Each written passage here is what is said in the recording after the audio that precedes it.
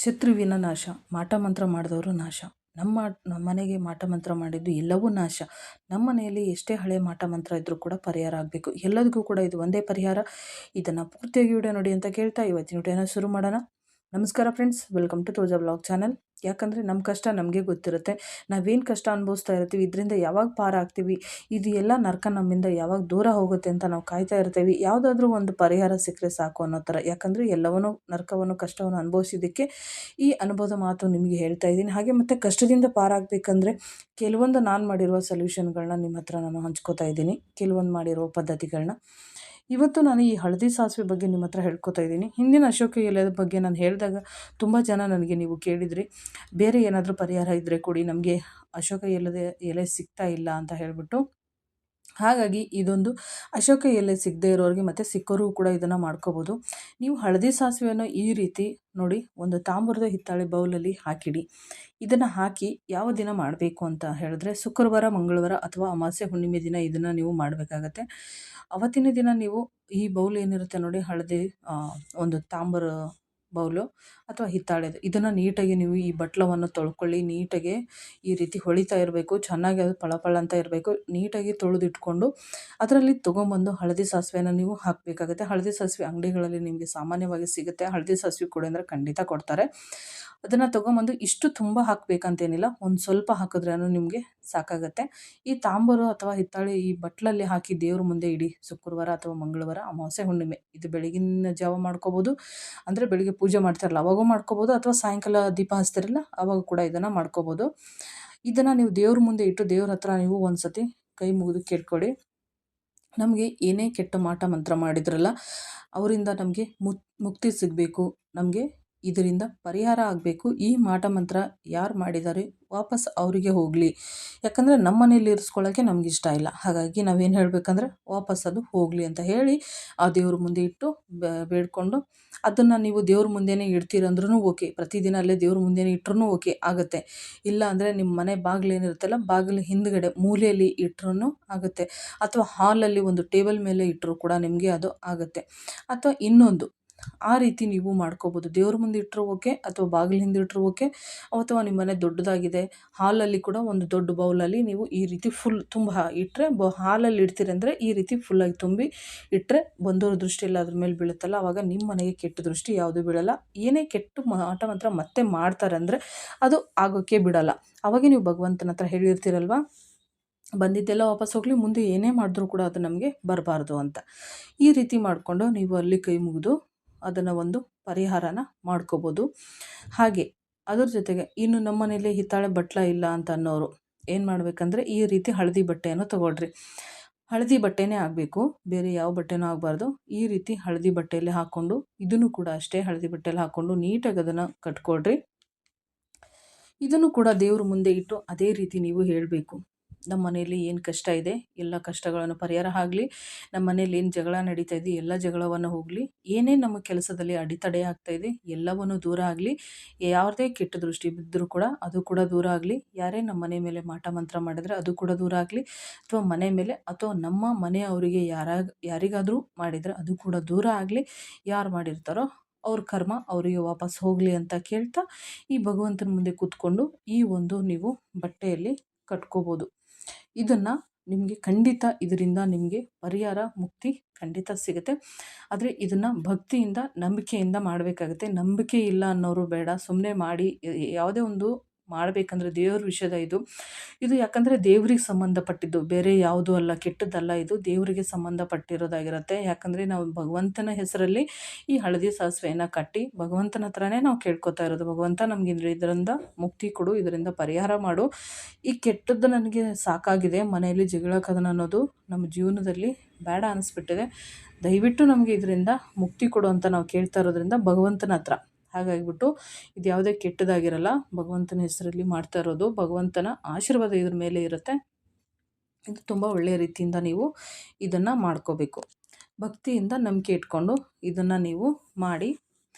ಇದು ಸಡನ್ನಾಗಿ ನಾವು ಮಾಡಿದ ತಕ್ಷಣ ಎಲ್ಲವನ್ನೂ ಯಶಸ್ವಿ ಆಗಲಿ ಅಂದರೆ ಆಗೋದು ಸ್ವಲ್ಪ ಟೈಮ್ ಬೇಕಲ್ವ ಎಲ್ಲದಕ್ಕೂ. ಕೆಲವೊಂದು ಮಾಡಿದ ತಕ್ಷಣ ಸಡನ್ನಾಗಿ ಎಲ್ಲವನ್ನೂ ನಮಗೆ ಒಳ್ಳೆಯದಾಗ್ತಾ ಬರುತ್ತೆ. ಕೆಲವೊಂದು ಟೈಮ್ ತೊಗೊಳುತ್ತೆ. ಯಾಕಂದರೆ ನಮ್ಮ ಕರ್ಮಗಳನ್ನು ಇರುತ್ತೆ. ಆ ಕರ್ಮಗಳನ್ನು ನಾವೂ ಕಳೀಬೇಕಾಗತ್ತೆ. ನಮ್ಮ ಕರ್ಮಗಳು ಏನಿರುತ್ತೆ, ಕೆಟ್ಟ ಕರ್ಮಗಳು ಅದು ಎಲ್ಲ ಹೋದ್ಮೇಲೆ ನಮ್ಮ ಒಳ್ಳೆ ಟೈಮ್ ಅಂತ ಬರುತ್ತಲ್ವ, ಬಂದೇ ಬರುತ್ತೆ. ಅದ್ರ ಜೊತೆಗೆ ನಾವು ಮಾಡಿರೋ ಪೂಜೆ ಪುನಸ್ಕಾರಗಳು, ಈ ಥರದ ಒಂದು ಭಕ್ತಿಯಿಂದ ಮಾಡಿರುವಂಥದ್ದು, ನಂಬಿಕೆ ಇಟ್ಕೊಂಡು ಮಾಡಿರುವಂಥ ಪೂಜೆಗಳು ಎಲ್ಲವೂ ಕೂಡ ನಮಗೆ ಫಲ ಕೊಡುತ್ತೆ. ಕೊಡಬೇಕು ಅಂತ ಭಗವಂತನ ಒಳ್ಳೆಯವರಾಗಿ ನಮ್ಮ ಪೂಜೆ ಫಲಗಳನ್ನು ಭಗವಂತನಿಗೆ ಒಪ್ಪಿದ ಮೇಲೆ ಖಂಡಿತ ನಾವು ಬೇಡ ಅಂದರೂ ಕೂಡ ಭಗವಂತ ಬಿಡಲ್ಲ. ನಮಗೆ ಒಳ್ಳೆಯದನ್ನು ಮಾಡೇ ಮಾಡ್ತಾರೆ. ಹಾಗೆ ಮತ್ತು ಅದ್ರ ಜೊತೆಗೆ ಇಲ್ಲೇ ಹಳದಿ ಬಟ್ಟೆಯಲ್ಲಿ ನಾವು ಸಾಸಿವೆನ ಹಳದಿ ದಾರದಲ್ಲೇ ಕಟ್ಟಬೇಕಾಗತ್ತೆ. ನಾನು ಮೇಲೆ ಸಿಗಾಕಕ್ಕಂತ ಹೇಳಿಬಿಟ್ಟು ಈ ಒಂದು ದಾರವನ್ನು ಮೇಲೆ ಕಟ್ಕೋತಾ ಇದ್ದೀನಿ. ಈ ರೀತಿ ನೀವು ಇದನ್ನು ಮಾಡಿ.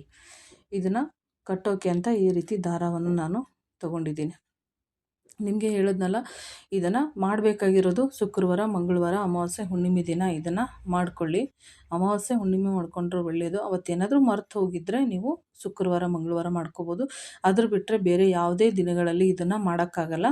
ಮತ್ತು ಬೇರೆ ಟೈಮಲ್ಲಿ ಮಧ್ಯಾಹ್ನ ಹಾಗೆ ಸುಮ್ಮನೆ ಕೂತ್ಕೊಂಡಿದ್ದಂಥ ಆ ಟೈಮಲ್ಲೆಲ್ಲ ಮಾಡಿದ್ರೆ ಇದಾಗಲ್ಲ. ಬೆಳಗ್ಗೆ ಪೂಜೆ ಮಾಡಬೇಕಾದ್ರೆ ನೀವು ಪೂಜೆ ಎಲ್ಲ ಮುಗಿಸ್ಕೊಂಡು ಇದು ಒಂದು ಪೂಜೆ ಮತ್ತೆ ನೀವು ಇನ್ನೊಂದು ಸತಿ ದೇವ್ರ ಹತ್ರ ಅದನ್ನಿಟ್ಟು ಅದಕ್ಕೆ ಒಂದು ಸ್ವಲ್ಪ ಊದಿನ ಕಡ್ಡಿ ಬೆಳಗಿ ಭಗವಂತನ ಹತ್ರ ಕೇಳಿಕೊಂಡು ಈ ರೀತಿನ ನೀವು ಇದನ್ನು ಮಾಡ್ಕೋಬೋದು. ಯಾಕಂದರೆ ಯಾವಾಗಂದರೆ ಆವಾಗ ಮಾಡಿದ್ರೆ ಕೆಲಸ ಆಗಲ್ಲ. ಹಾಗಾಗಿ ನಮ್ಮ ಮನೆ ಒಳ್ಳೆಯದಕ್ಕಾಗಿ ಮಾಡ್ತಾ ಇರೋದ್ರಿಂದ ನಾವು ಎಲ್ಲ ಭಕ್ತಿ ಶ್ರದ್ಧೆಯಿಂದ ಮಾಡಿದ್ರೆ ಖಂಡಿತ ನಮಗೆ ಫಲವನ್ನು ಸಿಕ್ಕೇ ಸಿಗುತ್ತೆ. ಹಾಗೆ ನೋಡಿ, ಇದನ್ನು ನಾವು ಮುಖ್ಯ ದ್ವಾರದಲ್ಲಿ ಕಟ್ಟಬೇಕಾಗುತ್ತೆ. ಅಂದರೆ ನಮ್ಮದು ಮನೆ ಮೇನ್ ಬಾಗಿಲೇನಿರುತ್ತೆ ನೋಡಿ, ಅಲ್ಲಿ ಕಟ್ಟಬೇಕಾಗುತ್ತೆ. ಇದು ನೀವು ಒಳಗೆ ಕಟ್ಬೋದಾ ಅಥವಾ ಹೊರಗೆ ಕಟ್ಬೋದಾ ಅಂತ ಕೇಳೋದಾದರೆ, ಇದು ಒಳಗೂ ಕಟ್ಬೋದು ಮತ್ತು ಹೊರಗೂ ಕೂಡ ಕಟ್ಬೋದು. ಇದು ಎಲ್ಲೇ ಇದ್ದರೂ ಕೂಡ ಕೆಟ್ಟ ದೃಷ್ಟಿನ ಒಳಗಡೆ ಬಿಡೋಕ್ಕೆ ಬಿಡಲ್ಲ. ಯಾರೇ ಮಾಟ ಮಂತ್ರ ಮಾಡಿದ್ರು ಕೂಡ ಅದು ನಮ್ಮ ಮನೆ ಮೇಲೆ ಬೀರೋಕ್ಕೆ ಅದು ಬಿಡಲ್ಲ. ಇದು ನೀವು ದೇವ್ರ ಮನೆಯಲ್ಲಿ ಇಟ್ಟರು ಅಷ್ಟೇ, ಬಾಗಿಲಿಂದ ಇಟ್ಟರು ಅಷ್ಟೇ, ಮತ್ತು ಮನೆ ಬಾಗಿಲಿಗೆ ಕಟ್ಟಿದ್ರು ಕೂಡ ಅಷ್ಟೇ. ನೀವು ಎಲ್ಲಿಟ್ರೂ ಓಕೆ. ಇದನ್ನು ಯಾವುದೇ ಕಾರಣಕ್ಕೂ ಮಾಟ ಮಂತ್ರದಂತೂ ಯಾವುದು ಒಳಗಡೆ ಬೀಳೋಕ್ಕೆ ಇದು ಬಿಡಲ್ಲ. ಆಮೇಲೆ ಇದನ್ನು ನೋಡಿ ಏನಪ್ಪ ಅಂತಂದರೆ, ನೀವು ಪ್ರತಿದಿನ ಇದನ್ನು ಮನೆಯಲ್ಲಿ ಹೇಗೆ ಬಳಸೋದು ಅಂತಂದರೆ, ಪ್ರತಿದಿನ ನೀವೇನು ಧೂಪನ ಹಾಕ್ತೀರ ನೋಡಿ, ಧೂಪ ಹಾಕಬೇಕಾದ್ರೆ ನೀವು ಒಂದು 4-5 ಕಾಳನ್ನ ಧೂಪದ ಜೊತೆಗೆ ಇದನ್ನು ಹಾಕಿ ಪ್ರತಿದಿನ ಸಾಯಂಕಾಲ ಧೂಪದ ಜೊತೆಗೆ ಹಾಕೋದ್ರಿಂದ ಏನಾಗುತ್ತಂದರೆ, ನಮ್ಮ ಮನೆಯಲ್ಲಿ ನಕಾರಾತ್ಮಕ ಶಕ್ತಿ ಇದೇನು ಮಾಟ ಮಂತ್ರ ಮಾಡಿದ್ದು ಅಥವಾ ಕೆಟ್ಟ ದೃಷ್ಟಿ ಅಂತ ಹೇಳ್ತೀವಲ್ಲ, ಇದನ್ನೆಲ್ಲವೂ ಕೂಡ ಪರಿಹಾರ ಆಗ್ತಾ ಬರುತ್ತೆ. ಪ್ರತಿದಿನ ಹಾಕ್ತಾ ಬಂದರೆ ಇದು ಒಂದು ಪರಿಹಾರ. ಇನ್ನೊಂದು, ನಿಮಗೆ ಮೈ ಮೇಲೆ ಅಥವಾ ಮೈ ಒಳಗಡೆ ಈ ಒಂದು ಕೆಟ್ಟದ್ದೇನಾದರೂ ಇದ್ದರೆ ಇದನ್ನು ಪರಿಹಾರ ಹೇಗೆ ಮಾಡ್ಕೊಳ್ಳೋದಂದರೆ, ಪ್ರತಿದಿನ ಒಂದು 5 ಕಾಳು ಸಾಸಿವೆ, ಈ ಹಳದಿ ಸಾಸಿವೆಯನ್ನು ನೀವು ಜಳಕ ಮಾಡೋ ನೀರಿಗೆ, ಸ್ನಾನದ ನೀರಿಗೆ ಹಾಕ್ಕೊಂಡು ಸ್ನಾನ ಮಾಡ್ಕೊಳ್ಳೋದು, ಜಳಕ ಮಾಡ್ಕೊಳ್ಳೋದು ಮಾಡಿದಾಗ ಏನಾಗುತ್ತಂದರೆ, ನಿಮಗೆ ಇದು ಮೈ ಮೇಲಿರೋದು ಅಥವಾ ಹೊಟ್ಟೆ ಒಳಗಡೆ ಇರೋದು ಎಲ್ಲವೂ ಕೂಡ ಇದನ್ನು ಪ್ರತಿದಿನ ನಿಮಗೆ ಇದನ್ನು ತೆಗೆದು ಹಾಕ್ತಾ ಬರುತ್ತೆ.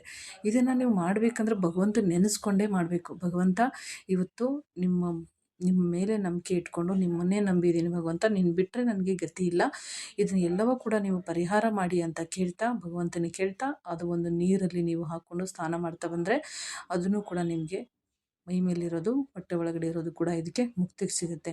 ಮತ್ತು ಹೊಟ್ಟೆ ಒಳಗಡೆ ಇರೋದು ಮದ್ದನ್ನು ನಾವು ಆಚೆ ಹಾಕಬೇಕಂದ್ರೆ ಅದಕ್ಕೆ ತುಂಬ ಪವರ್ಫುಲ್ ಒಂದು ಮದ್ದಿದೆ. ಅದನ್ನು ನೀವು ಹೊಟ್ಟೆ ಒಳಗೆ ತೊಗೊಂಡ್ರೆ ಖಂಡಿತ ಅದು ಪರಿಹಾರ ಆಗುತ್ತೆ. ಆ ವಸ್ತು ನನ್ನ ಕೈಗೆ ಸಿಗ್ತಾ ಇಲ್ಲ, ಹಾಗಾಗಿ ಆ ವಿಡಿಯೋ ಮಾಡೋಕ್ಕಾಗ್ತಾಯಿಲ್ಲ. ಖಂಡಿತ ಆದಷ್ಟು ಬೇಗ ಆ ವಸ್ತು ಕೈಗೆ ಸಿಕ್ಕರೆ, ನಿಮಗೆ ಹೊಟ್ಟೆಯಲ್ಲಿ ಮದ್ದು ಹಾಕಿರೋದು ತುಂಬ ಜನ ಕಮೆಂಟ್ ಮಾಡಿದ್ದೀರಾ, ಹೊಟ್ಟೆಯಲ್ಲಿ ಮದ್ದು ಹಾಕಿದ್ದಾರೆ ನಮಗೆ ಹೇಗೆ ತೆಗಿಯೋದಂತ. ಖಂಡಿತ ಅದನ್ನು ತಿಂದರೆ ನಿಮ್ಮ ಹೊಟ್ಟೆಯಲ್ಲಿರೋ ಮದ್ದು ಎಲ್ಲವೂ ಕೂಡ ಆಚೆ ಬರುತ್ತೆ. ಅದನ್ನು ಸಿಕ್ಕರೆ ಖಂಡಿತ ನಿಮಗೆ ನಾನು ವಿಡಿಯೋ ಮಾಡ್ತೀನಿ. ಮತ್ತು ನೋಡಿ, ಮನೆ ಬಾಗಿಲಲ್ಲಿ ನೀವು ಈ ರೀತಿ ಇದನ್ನು ಕಟ್ಬೋದು. ನೋಡಿದ್ರಲ್ಲ, ಇಲ್ಲೊಂದು ಮೊಳೆ ಇದೆ. ಈ ರೀತಿ ನಾನು ಮನೆ ಬಾಗಿಲು ಮುಂದೆ ಈ ರೀತಿ ಹಾಕಿದ್ದೀನಲ್ವ, ನೀವು ಕೂಡ ಇಷ್ಟೇ ಕೆಳಗಡೆ ಈ ರೀತಿ ಮನೆ ಬಾಗಿಲು ಮುಂದೆ ಇದು ಹಾಕ್ತಾ ಏನಾಗುತ್ತಂದರೆ, ಎದುರುಗಡೆ ಬರೋರ ದೃಷ್ಟಿ ಎಲ್ಲ ಅದ್ರ ಮೇಲೆ ಬಿದ್ದಾಗ ನಮ್ಮ ಮನೆಗೆ ಯಾವುದೇ ಮಾಟ ಮಂತ್ರನೂ ಆಗಲಿ, ಕೆಟ್ಟ ದೃಷ್ಟಿಗಳಾಗಲಿ ಯಾವುದೂ ಕೂಡ ನಮ್ಮ ಮನೆಗೆ ಬರಲ್ಲ. ಮತ್ತು ಇನ್ನೊಂದು, ನೀವು ಮನೆ ಬಾಗಿಲಿಗೆ ಈ ರೀತಿ ಒಂದು ಸ್ವಸ್ತಿಕೆನ ಬರೀರಿ, ಕುಂಕುಮದಲ್ಲಿ ಅಥವಾ ಅರಿಶಿಣದಲ್ಲಿ ಅಥವಾ ಶ್ರೀಗಂಧದಲ್ಲಿ, ಈ ಮೂರರಲ್ಲಿ ಯಾವುದಾದ್ರೂ ಒಂದರಲ್ಲಿ ನೀವು ಸ್ವಸ್ತಿಕವನ್ನು ಬರೀರಿ. ನಾನು ಇಲ್ಲಿ ಶ್ರೀಗಂಧದಲ್ಲಿ ಮೊದಲು ಒಂದು ಸ್ವಸ್ತಿಕನ ಬಿಡಿಸಿ ಮೇಲೆ ಕುಂಕುಮದಲ್ಲಿ ಈ ರೀತಿ ಮಾಡಿದ್ದೀವಿ. ಏನಂತಂದರೆ, ಸ್ವಸ್ತಿಕ ನೀವು ಈ 3 ಇದರಲ್ಲಿ ಬಿಡಿಸಿದಾಗ ಯಾವುದೇ ಕೆಟ್ಟ ದೃಷ್ಟಿ ಜಾಸ್ತಿ ನಮ್ಮ ಮನೆ ಮೇಲೆ ಬೀಳಲ್ಲ.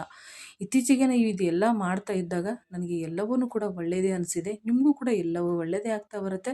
ಈ ವಿಡಿಯೋ ಪೂರ್ತಿಯಾಗಿ ನಿಮಗೆ ಅರ್ಥ ಆಗಿದೆ ಅನ್ಕೋತೀನಿ. ಏನಾದರೂ ಡೌಟ್ ಇದ್ದರೆ ಕಮೆಂಟ್ ಮಾಡಿ ಅಂತ ಕೇಳಿ ಖಂಡಿತ ನಾನು ರಿಪ್ಲೈ ಮಾಡ್ತೀನಿ. ವಿಡಿಯೋ ಇಷ್ಟ ಆಗಿದರೆ ಪ್ಲೀಸ್ ಒಂದು ಲೈಕ್ ಮಾಡಿ, ಹಾಗೆ ನಮ್ಮ ಚಾನಲ್ನ ಸಬ್ಸ್ಕ್ರೈಬ್ ಮಾಡ್ಕೊಳ್ಳಿ. ನಿಮ್ಮ ಅನಿಸಿಕೆನ ಕಮೆಂಟ್ ಮೂಲಕ ತಿಳಿಸಿ ಅಂತ ಕೇಳ್ತಾ ಇವತ್ತಿನ ವಿಡಿಯೋನ ಇಲ್ಲಿಗೆ ಎಂಡ್ ಮಾಡ್ತಾ ಇದ್ದೀನಿ. ನಮಸ್ಕಾರ ಫ್ರೆಂಡ್ಸ್, ಮತ್ತೆ ಸಿಗೋಣ.